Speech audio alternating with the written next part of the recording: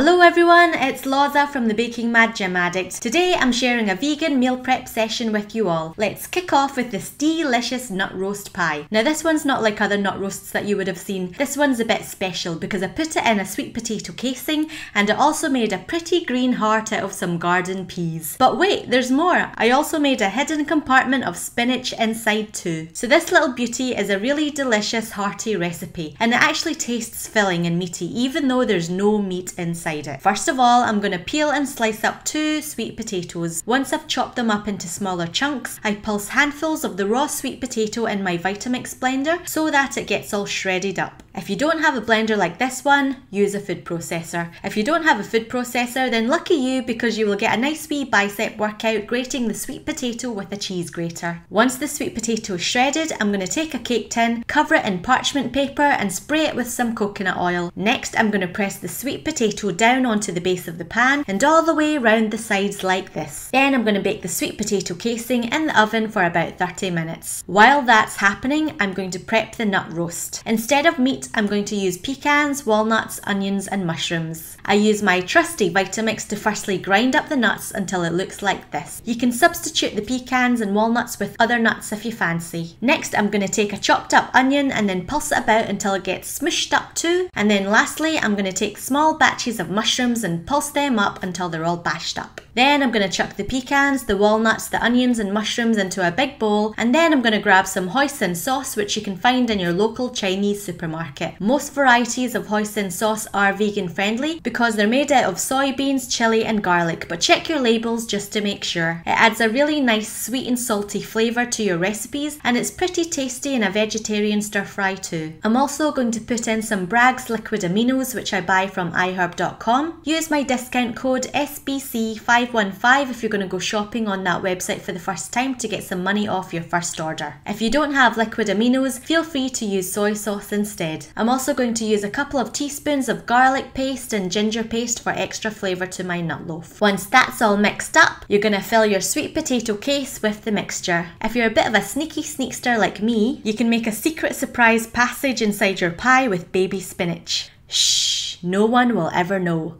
Unless of course they eat it. Once you've put your filling inside your pie, you just need to stick it in the oven to bake. But hey, before I do that, for kicks and giggles, I'm going to make a nice green love heart on top with some frozen peas that I had in the freezer. Why am I doing this, you ask?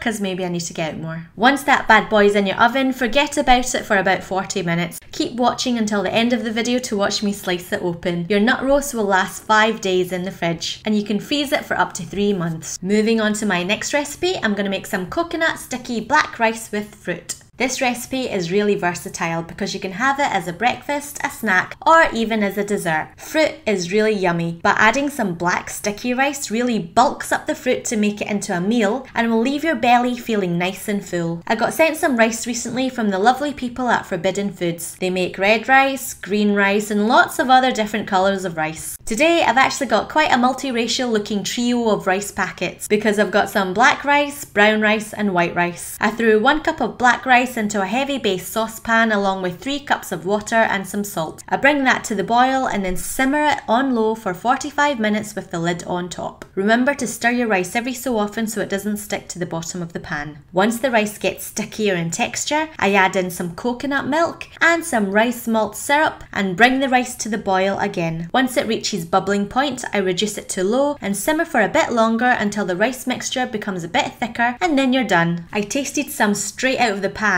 and it tasted warm, creamy, comforting and delicious. So good, get in my belly now. You can eat it warm or chilled. It's really tasty with some fresh bits of mango, banana or blueberries. I like to add an extra cheeky splash of coconut milk into the rice and then I also top up the rice with some coconut flakes just to give it a bit of panache. If you store the black sticky rice separate from the fruit, it will keep fresh for 5 days in the fridge. I love adding a dollop of black sticky coconut rice to my mango to fill me up more. Okie doke, let me show you how I whip up this delicious veggie curry. I had a humongous sweet potato which I roasted beforehand. You'll have seen a million times how I roast sweet potatoes, but if you're new around here, click on the top right hand corner to see how I roast my sweet potatoes. I take my pan and drizzle some olive oil. I add in some chopped up onions and my roasted roasted sweet potatoes. Some of the chunks of sweet potatoes were a bit too big for me to handle, and so I just used my slicing thing to karate chop them in half so that they were a wee bit smaller. I then added some curry powder and made sure I continued mixing it so that everything was coated in the fragrant spices, and then I added a tin of crushed tomatoes. To that I also added some fresh tomatoes and a couple of veggie stock cubes. Then I just left the whole thing simmering for about 20 minutes with the lid on before adding in some chickpeas, cashew nuts and coriander or cilantro leaves. This was actually a really nice tasting curry. I'm a bit of a wuss when it comes to spicy foods, and so I prefer milder curries rather than the types of chili curries that blow your head off. So this one was perfect for me. It's super filling. You can serve it with some brown rice or some naan bread. You can freeze it for up to 3 months and it will last for about 4 to 5 days in the fridge. If you're watching this video, you might also like to check out how to make some almond coconut milk, which you can watch by clicking the top right hand corner of this video. If you're not vegan and just want to see my hands squeezing hard in a nut bag, you might also like to check out that video. Now come, let me show you how to make some kale chips. For this you'll need kale leaves, olive oil, chili powder and salt. Rub